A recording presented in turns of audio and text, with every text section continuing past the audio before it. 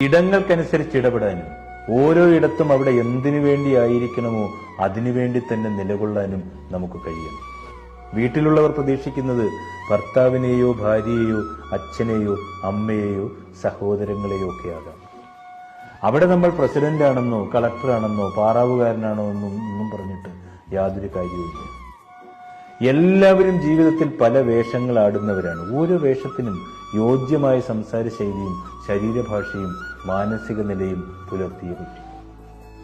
ഓരോരുത്തരുടെയും ജീവിതത്തിൽ അനുയോജ്യമായ ഇരിപ്പിടങ്ങൾ ഉണ്ടാക്കുക. ജീവിതത്തിന്റെ പാഠം പഠിപ്പിക്കുന്ന ഇടങ്ങളിലാണ് നമ്മൾ എപ്പോഴും ജീവിക്കുന്നത്. ജീവിച്ച ഇടങ്ങളും ഇനി ബാക്കി വരാനുള്ളതും. പലരുടെയും ജീവിതത്തിൽ നമ്മൾ എടുക്കുന്നത് ഗസ്റ്റ് റോളുകളാണ്. അല്ലാത്ത എല്ലാ ഇടപാടുകളിലും സ്വാഭാവികമായ വിടവ് രൂപപ്പെടും. നമ്മൾ എവിടെയാണോ ഇരിക്കുന്നത് അവിടെ സാന്നിധ്യം കൊണ്ട് സുന്ദരമാക്കുക.